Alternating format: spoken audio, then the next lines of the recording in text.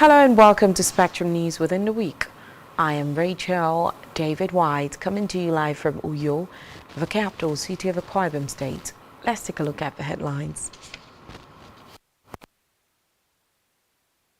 2024 budget raises estimate by 1.2 trillion naira.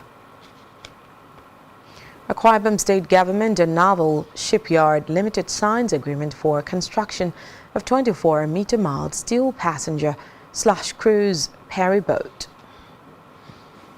Plus, North Korea says it will launch 3 new spy satellites in 2024. Details of the stories and many more in a moment.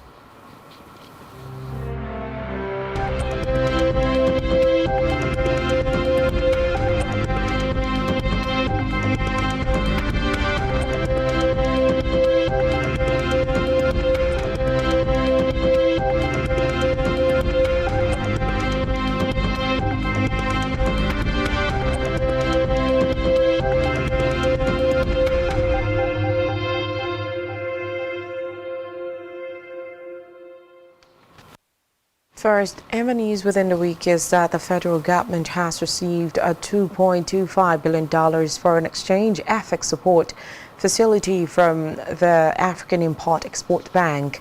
The Minister of Finance, Wale Edun, made this known to newsmen.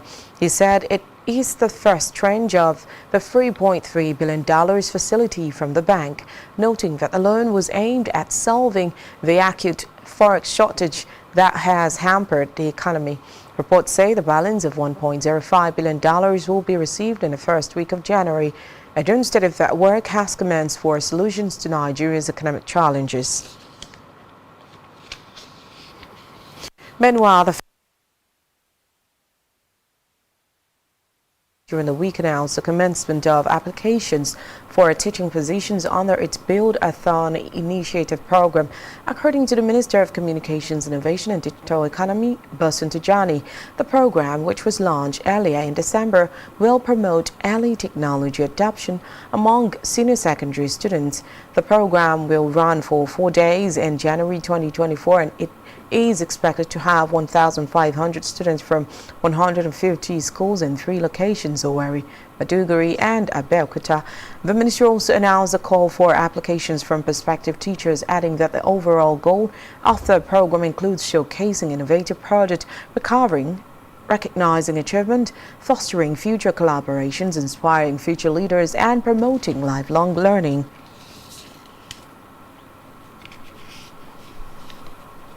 In the meantime, the Minister of Education, Professor Maman Tahiri, in the course of a week revealed that the federal government will soon address a scourge of out-of-school children in the country. He made this known in Yola, Adamawa State, when he paid Governor Ahmadu Fintiri a visit at the government house. According to the minister, the issue of Almajiri children and had assumed a national scourge, noting that it has been widely reported that the United Nations Children's Funds and other UN agencies that the country has over 20 million out-of-school children. Tahir added that he received the marching order from the president to address the scourge and that there are plans to roll out policy initiatives that would have it addressed.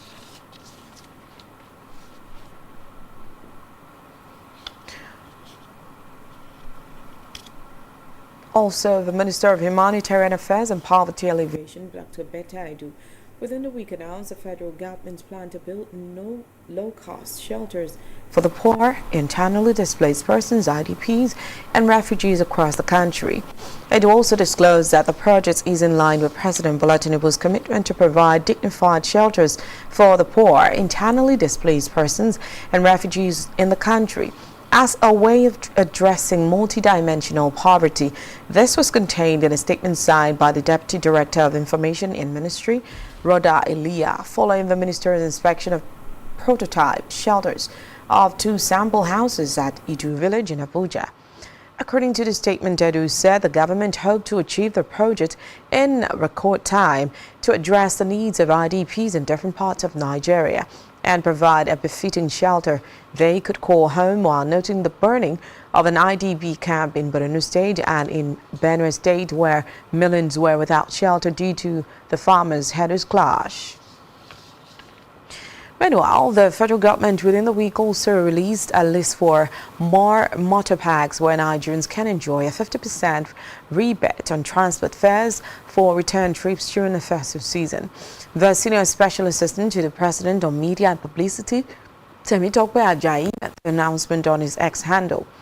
Recall that the 50% transportation rebate was initially expanded on Monday, December 25th, as 128 road transit passengers on northern routes received a refund of 50% of their fares from one of the groups monitoring the implementation. From the legislature, the National 24 appropriation bill increasing the sum to 28.7 trillion naira from the initial 27.5 trillion naira presented by President Bola Tinubu late November. The National Assembly passed a bill at the plenary yesterday. The lawmakers in the Senate and House of Representatives passed the bill after raising the budget size by 1.2 trillion. In the bill passed, the sum of over 1.7 trillion naira was earmarked for statutory transfers, 8.27 trillion naira for debt servicing, 8.76 trillion naira for recurrent expenditure, while 9.9 trillion naira was for capital expenditure. The Senate said that in order to accommodate executive for additional funding, the Committee on Appropriation made some adjustment to the bill. Some of the adjustment may include foreign exchange differential, increase of government-owned enterprises, goals revenue, goals personnel reduction, service-wide vote, among others.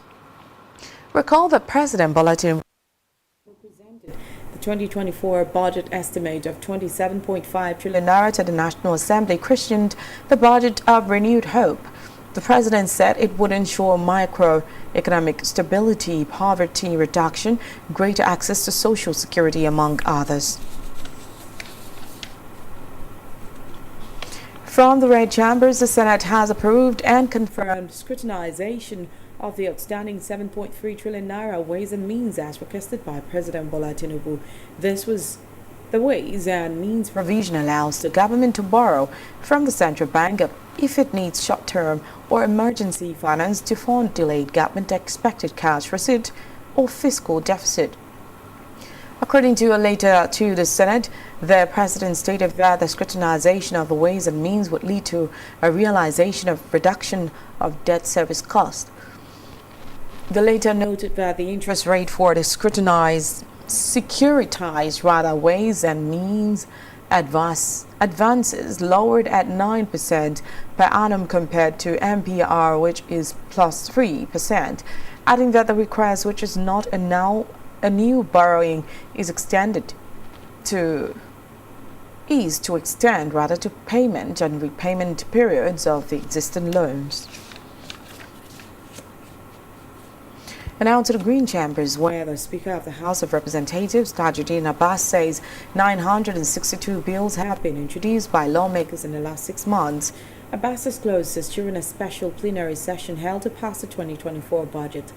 Speaking on the performance of the 10th House, Abbas said that out of the 962 bills introduced, 120 have been referred to relevant committees. They stated that 500 motions have also been introduced within the same period, adding that 153 petitions have been considered by the House. Meanwhile, the Deputy Speaker of the House of Representatives, Benjamin Kalu, has called for a collaborative effort from all citizens for the development of Abia State. Kalu spoke in an address at a civic reception organized in his honor by the Abia State government at International Conference Center, Umuahia, the state capital. He maintained that it is through collective wisdom and shared commitment to progress that Abia can overcome its challenges and actualize a brighter future. The Deputy Speaker lauded the dedication of the present government in Abia State to the well-being of the people.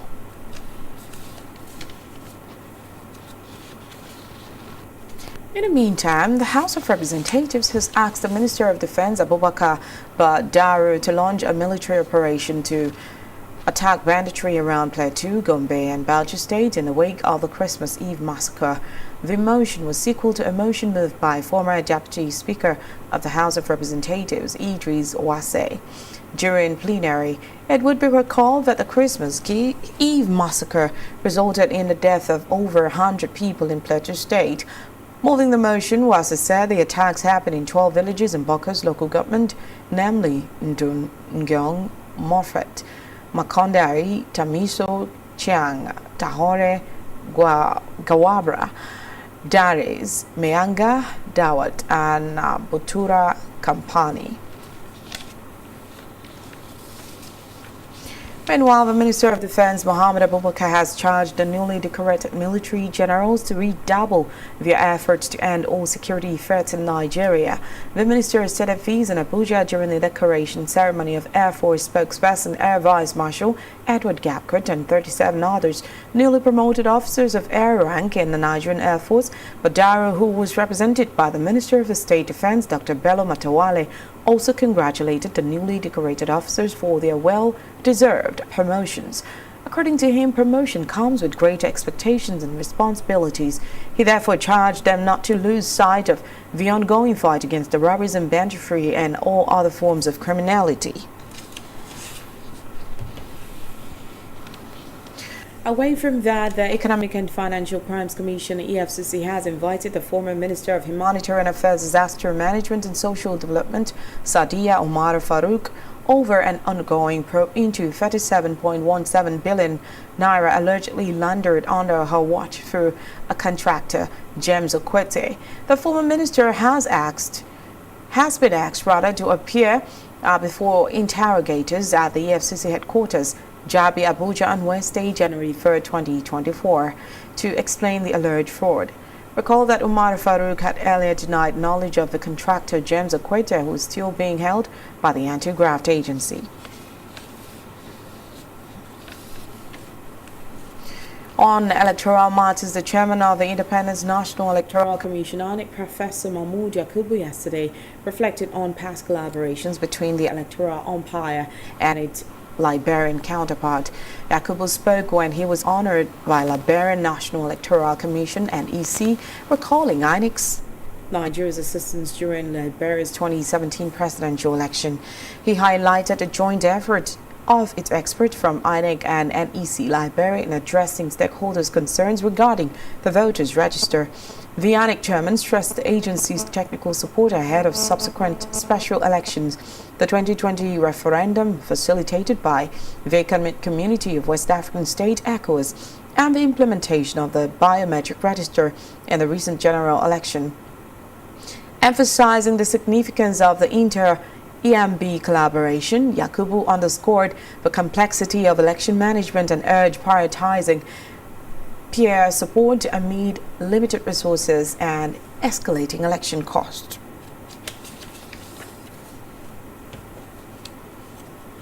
In the meantime, the Independent National Electoral Commission, INEC, within the week promoted 5,196 members of its staff nationwide.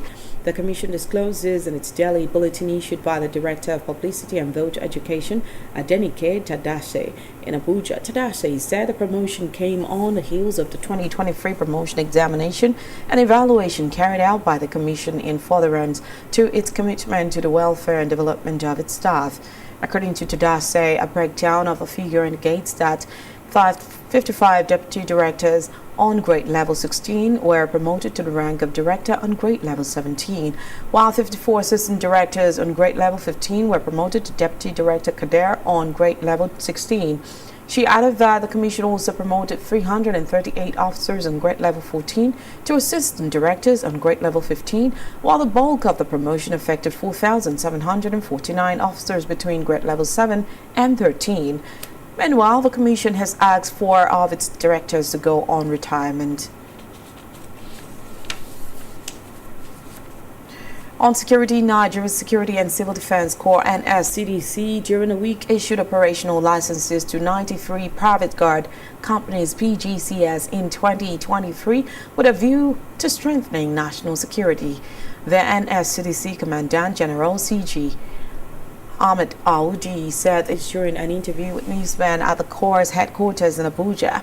Aoudi said from the total number of 1,412 PGCS registered by the Corps, 92 were sealed across the country due to the several operational violations, but had 24 of the defaulting PGCS later unsealed in the year under review. According to him, licensing, supervising, training and monitoring of PGCS operations is one of NSCDC's major mandates, of which the Corps has been able to fulfill.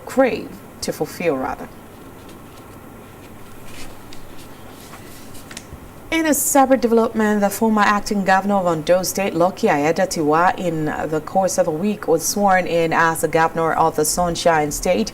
The swearing-in was held at the Cocoa Conference Hall in the governor's office in Akure, the state capital, and was administered by the Chief Judge, Justice Olusegun Odushola. Present to witness the swearing-in were all the judges and top government officials, including the Secretary to the State Government and members of the State Cabinet, the State All Progressives Congress APC Chairman, and the members of the State House of Assembly. His inauguration followed the death of former Governor Oluwarotimi Akeredolu.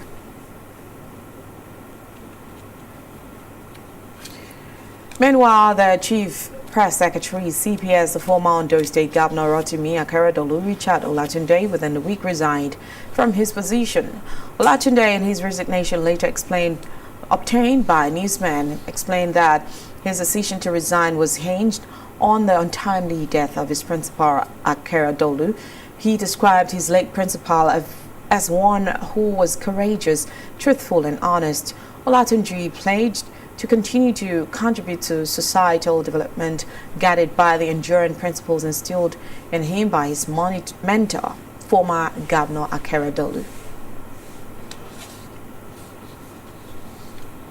Meanwhile, in a related development, Ondo State Commissioner for Infrastructure, Lands and Housing, Raimi Olayiwola, during the week also resigned his appointment, and this came after Lucky Aiyedatiwa was sworn in as the new governor of Ondo State following the demise of Oluwarotimi Akeredolu. In a later address to the Secretary to the State Government, Princess Oladuni said his resignation takes effect from December 28. He added that his decision was anchored on his conscience as his leader Akeredolu joined the scent triumphant.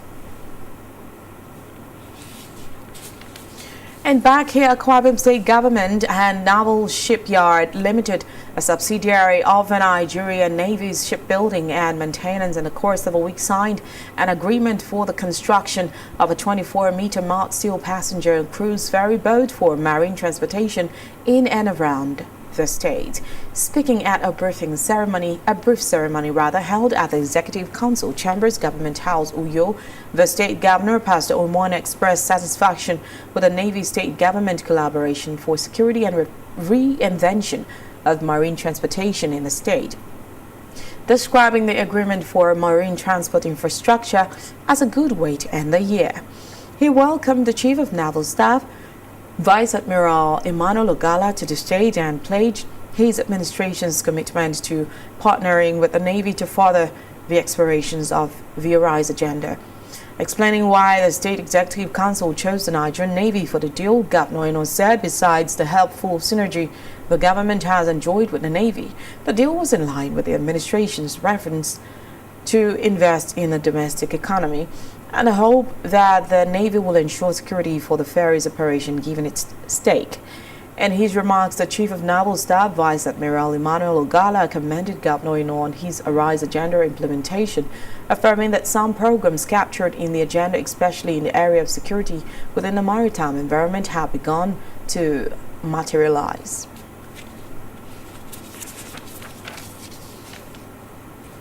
Still to come in the news, World Bank says insecurity, economic hardship to worsen in 6 states. Do you stay with us?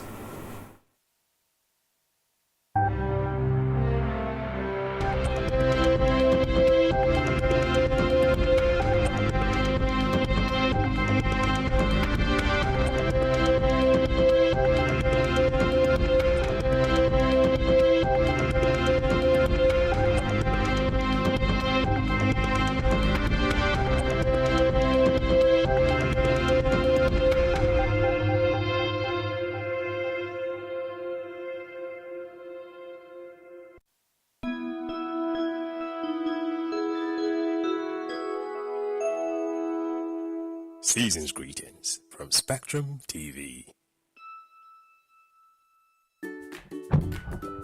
Yes, I'm looking for where to get quality home furniture and electronics. Verily, I say unto you, you don't need to go to Abuja. The solution to your problem is in Uyo Akwa Ibom State, in the blessed Ife Rico, and they sell all kinds of appliances. The only appliances that Ife Rico don't sell is Shrine appliances. The brand to bank on is Blessed Ifedigo Multi Ventures, the deal on all homes and office furnitures and appliances. With Blessed Ifedigo, you need not travel abroad in search of premium quality products like electronics, electrical appliances, light and lighting fittings, armored cables, armored doors and regular doors, all building and construction materials, generators and solar energy. They also have musical equipment, industrial equipment and lots more. Blessed Ifedigo Multi Ventures is located at number 203 Oran Road, Uyo by Ring Road 3. You can also reach them on their customer care hotline on 0811 592 3580. You can reach them via WhatsApp on 0813 227 17092. For your best quality and affordable home and office furnitures, choose Blessed Ifedigo. Blessed Ifedigo, the hype is real. Business exists only to meet the needs of the people, but there's an extra advantage if your product and services are pitched on a platform that gives you the added advantage over your competitors. For your desired return on investment and so much more, advertise on Spectrum Television, on StarTime's DTH Channel 421 and on free-to-air with a frequency of 12733. Spectrum Television, broadening your horizon.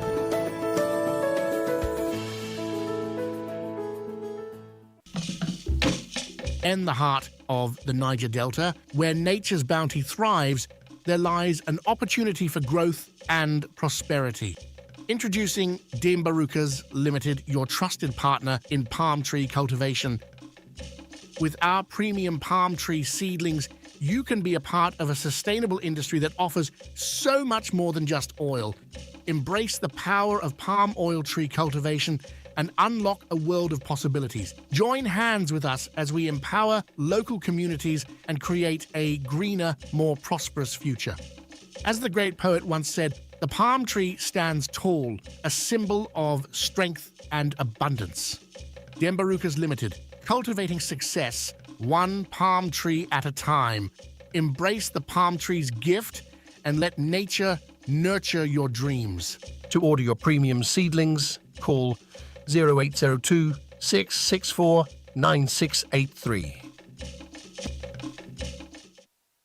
For brilliant broadcasts and entertainment, sports on the go, and news around the world, watch Spectrum TV on StarTime's DTH Channel 421 and free-to-air frequency 12733. Visit our website, spectrumtvlive.ng. Spectrum TV, broadening your horizon.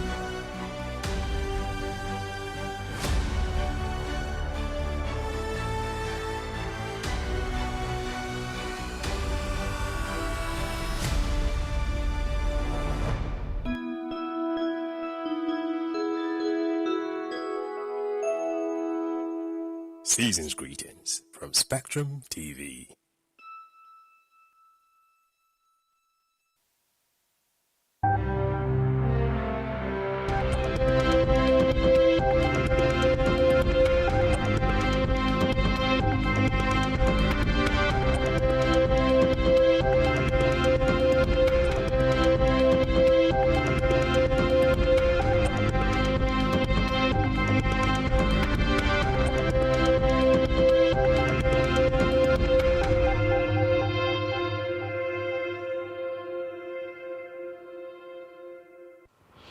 Welcome back and many thanks for staying with us.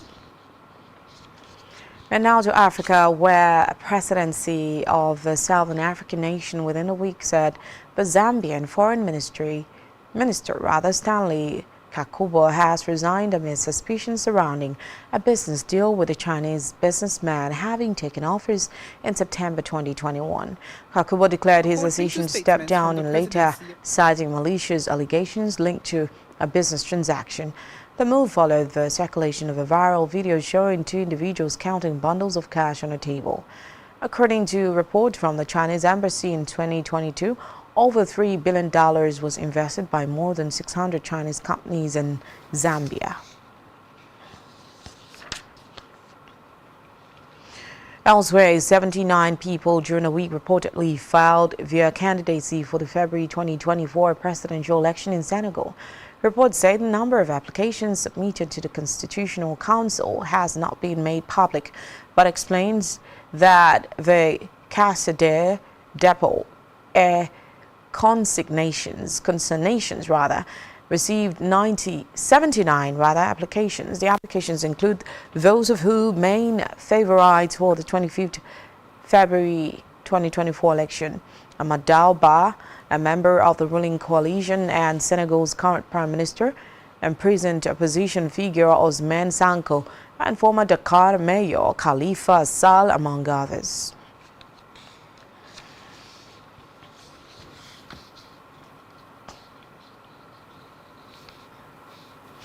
Meanwhile, Russia officials in the course of a week said that the country has reopened its embassy in Burkina Faso after it was shut down for more than 30 years ago. The embassy was closed in 1992 as Moscow reduced its involvement in Africa following the end of the Cold War and the collapse of the Soviet Union. Reports say the embassy was reopened at a ceremony in Burkina Faso's capital, Ouagadougou. And still in Africa, UN peacekeepers are due to finish their withdrawal from Mali today after a long-running mission lasting a decade. The multidimensional integrated and stabilization mission MINUSMA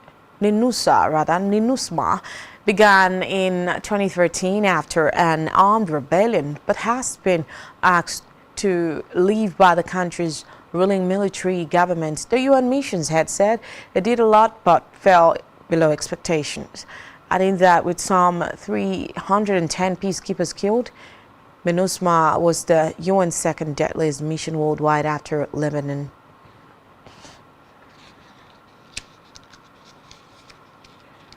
On a foreign scene, North Korean President Kim Jong-un says his country planned to launch 3 more spy satellites next year as part of the efforts to ramp up its military speaking at the end of the year meeting of the ruling Workers' Party of Korea. Kim said his dealings with South Korea would see fundamentals change, noting that unification with the country was no longer possible. Reports say relations between the two countries are in a poor state following the spy satellite launch, which prompted Pyongyang to rip up a deal with Seoul that was aimed at lowering military tensions.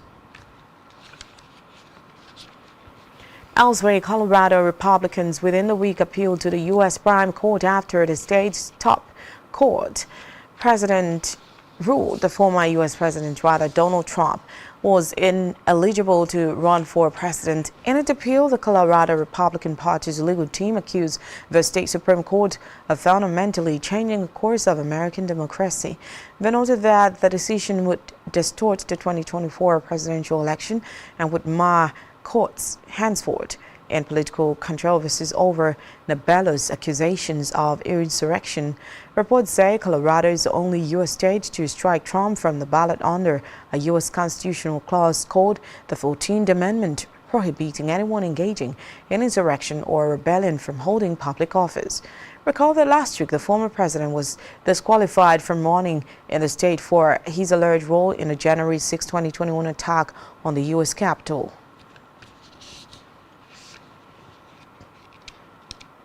Also, Maine's top election official Shayna Bellows during the week also ruled that Donald Trump cannot run for president next year in the state, citing a constitutional insurrection clause. Bellows, who is also the secretary of the state, said Trump was not eligible because of his actions leading up to the U.S. Capitol riot in 2021.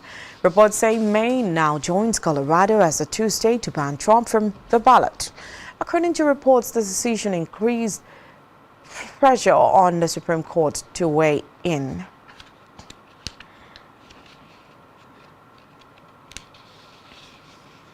Meanwhile, Britain in the course of a week lifted some costly obstacles placed on school trips post-Brexit, but only for students from France, as campaigners called for all EU countries to benefit.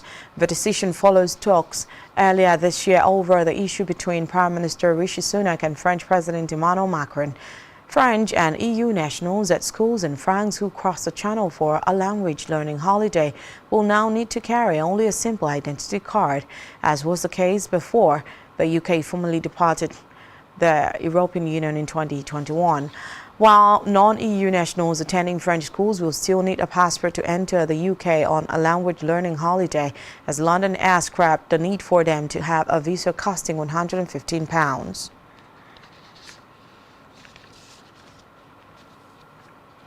Still on the foreign scene, Moscow has accused Ukraine of deadly airstrikes in southwest Russia, with 18 people reportedly killed and more than 100 injured in Belgorod, near the border. The regional governor, Vladimir Putin, said 3 children were among the dead, describing the incident as one of the deadliest attacks on Russia since it invaded Ukraine. Reports say only military infrastructure had been targeted following yesterday's action. The attacks also follow Russian strikes on Ukraine on Friday, which killed 39 people.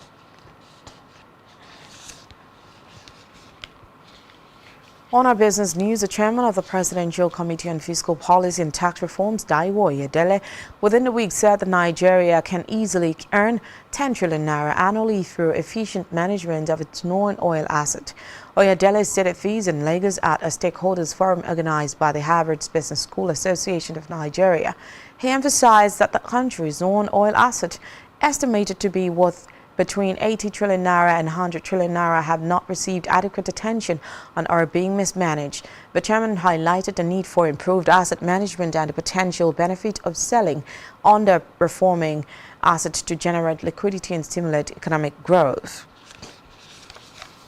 Elsewhere, World Bank during the week predicted that persistent insecurity, armed conflict, and deteriorating livelihoods will continue to affect local government areas in Borno, Kaduna, Katsina, Sokoto, Yobe, Zamfara State, and the far north of Adamawa State in Nigeria until May 2024. This is as it disclosed that poor macroeconomic conditions are restricting access to agricultural inputs in the country. The Global Bank also revealed in its latest food security update that the economic hardship is set to affect cereal production in the country. It said estimated cereal production for the 2023 and 24 crop year is expected to be 76.5 million tons in West and Central Africa, which is a 2% decrease from the previous season, but a 3% rise from the average for the last 5 years. Meanwhile, World Bank in the course of a week also said that it has disbursed $1.45 billion from the $1.5 billion State Fiscal Transparency, Accountability and Sustainability Program Fund to the coffers of the federal government. The amount, which was being received so far as of December 12, 2023, is meant to assist state governments to achieve fiscal transparency and accountability. The bank also revealed the plan to extend the program's end dates to April 2024 in order to deepen the implementation of sustainability strategy. The institution said payment was made in 2 tranches of $737.13 million and $717.51 million. Still in business, the Central Bank of Nigeria, CBN, within the week revealed that the volume of e-naira in circulation rose by 284.6% to 9.78 billion naira in August. The bank in its economic report said the rise is as the volume of notes on coins declined by 14% to 2.65 trillion naira in August 2023. The Apex Bank noted that the volume of e-naira in circulation is still insignificant when compared to the coins and notes in circulation. It added that there was a substantial increase in the e-naira, which rose by 284.6% to 9.78 billion naira. Although the ratio of e-naira to CIC at 0.37% remained significant compared with notes and coins, which accounted for 99.63%.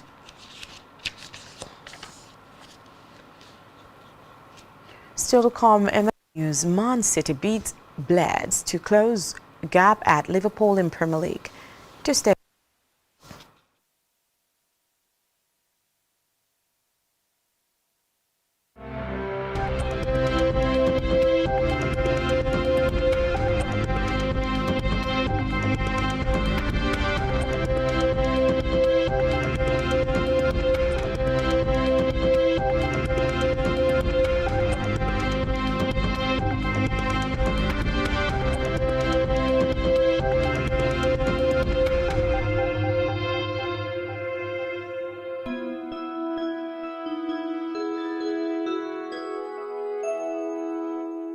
Season's greetings from Spectrum TV.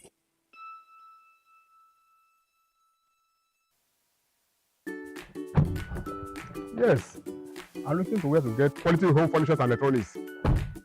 Verily, I say unto you, you don't need to go to Dubai. You don't need to go to Lagos. You don't need to go to Abuja. The solution to your problem is in Uyo Akwa Ibom State, in the blessed Ife-Rico, and they sell all kinds of appliances. The only appliances that Ife-Rico don't sell is shrine appliances. The brand to bank on is Blessed Ife-Digo Multi-Ventures, the deal on all homes and office furnitures and appliances. With Blessed Ife-Digo, you need not travel abroad in search of premium quality products like electronics, electrical appliances, light and lighting fittings, armored cables, armored doors and regular doors, all building and construction materials, generators and solar energy. They also have musical equipment, industrial equipment and lots more. Blessed Ife-Digo Multi-Ventures is located at number 203 Oran Road, Uyo by Ring Road 3. You can also reach them on their customer care hotline on 0811 592 3580. You can reach them via WhatsApp on 0813 227 17092. For your best quality and affordable home and office furnitures, choose Blessed Ife-Digo. Blessed Ife-Digo, the hype is real.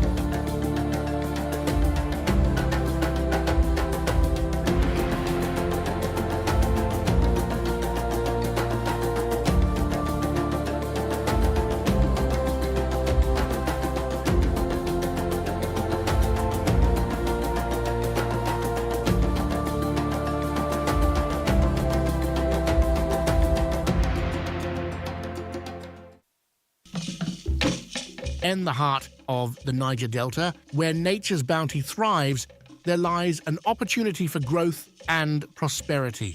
Introducing Barukas Limited, your trusted partner in palm tree cultivation. With our premium palm tree seedlings, you can be a part of a sustainable industry that offers so much more than just oil. Embrace the power of palm oil tree cultivation and unlock a world of possibilities. Join hands with us as we empower local communities and create a greener, more prosperous future. As the great poet once said, the palm tree stands tall, a symbol of strength and abundance.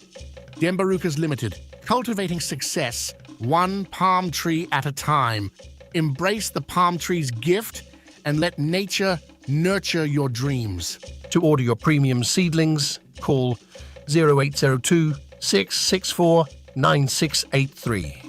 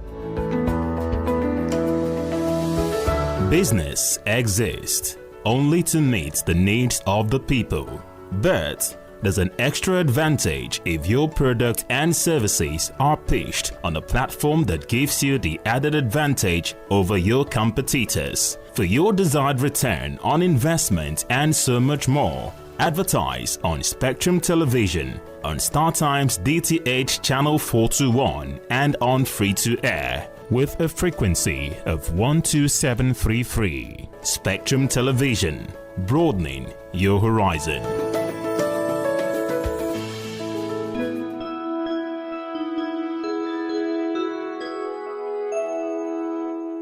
Season's greetings from Spectrum TV.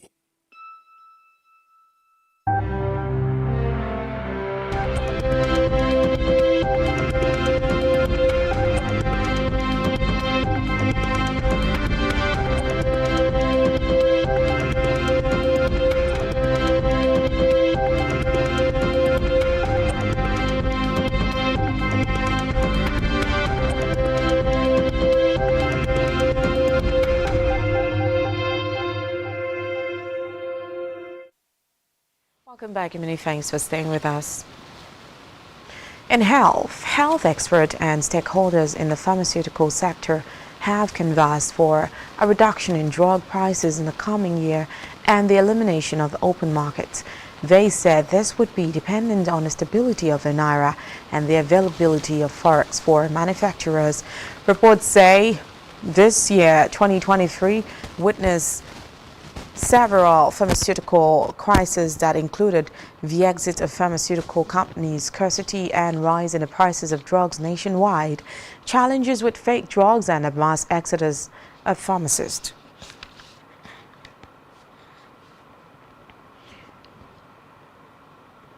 In the meantime, to reduce the high rate of maternal mortality in Nigeria, a renowned obstetrician and gynecologist, Professor Oladipo within a week advised women to have 3 or 4 children, warning that 5th and 6th pregnancies are associated with a high risk of complications and death.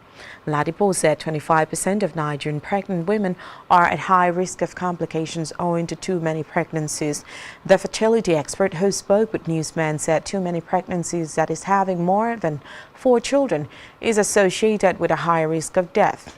The expert called for the abolition of child marriage while encouraging girls to go to school and guard against starting reproduction before the age of 18.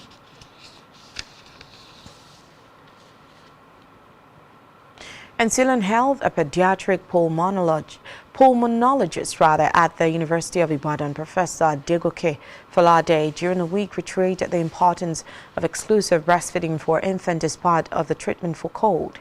He made the recommendation during an interview with newsmen in Ibadan. Falade, who's also an honorary consultant pediatrician at the University College Hospital Ibadan, listed other treatments for the common cold to include cleaning of nasal discharge in infant and older children and administering home remedies. The pediatric pulmonologist noted that the common cold, also known as acute coryza, is very common in children and is associated with low-grade fever, sneezing, nasal discharge and cough. And now to sport, where Manchester City ended a stellar year on a high note by beating a battling Sheffield United side to move within 2 points of Premier League leaders Liverpool. Rodri gave the defending champions an early breakthrough when he latched on to Phil Foden's neat pass and fired into the bottom corner of the net for the edge of the area. City, who were crowned FIFA World Cup winners before Christmas, displayed all 5 of the major trophies they have won in 2023 on the pitch before kick-off. Defeat felt inevitable as soon as City scored their second goal and Chris Wilder's side remained bottom of the table and without an away win this season. In basketball, the Troy Pistons narrowly avoided unwanted history as they ended their 28-match losing streak with victory over the Toronto Raptors. Kat Cunningham scored 30 points and made 12 assists as the Pistons edged a 129-127 win. Their win, first in the NBA since 28 October, their 28th defeat had equaled the longest losing run in NBA history. Meanwhile, in tennis, Katie Boltas beats world number 5 Jessica Pegula for the biggest win of her career to give Great Britain a 1-0 lead over the United States at the United Cup in Perth. Bolta, ranked 51 places below Pegula, came back from a set and a double breakdown to win 5-7, 6-4, 6-4. The win marks the 27-year-old's first victory over top 5 opponents.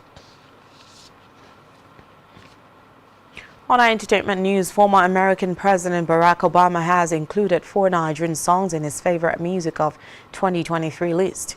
Obama made this known via his X handle. The songs include Unavailable by Davido, featuring Musa Keys, Amapiano by Ashake featuring Olamide, Me and You by Thames, South African singer Tyler's Watan, Sitting on Top of the World by Burna Boy featuring 21 Savage. The list also featured music from around the world, including Latino pop, Afrobeat, hip-hop, reggaeton, reggae, dancehall, R&B, and soul. Elsewhere, A Tribe Called Judah by Funke Akindele has grossed over 500,000 in 2 weeks. According to a post on Instagram by the Nigerian filmmaker Akindele, the movie has grossed a total of 13 million naira in the Nigerian box office. Reports say A Tribe Called Judah recorded an opening weekend gross of 113 million naira, the highest the Nollywood has recorded, and is currently on the highest grossing movie for the year 2023.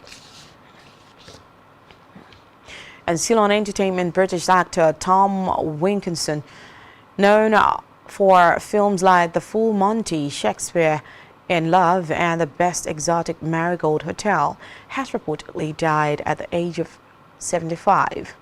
Wilkinson won a BAFTA for 1997's The Full Monty and reprised the role of Gerald when a Disney Plus streaming series revised and revisited the characters 26 years on. He received 6 BAFTA nominations in total, as well as 2 Oscar nominations for Michael Clayton and In the Bedroom. According to a statement by his family, he died at home in the presence of his wife and children.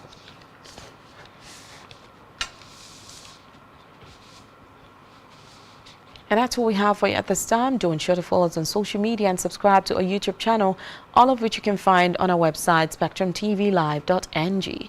You have been watching Spectrum News Within the Week. I am Rachel David White. Happy end of the year.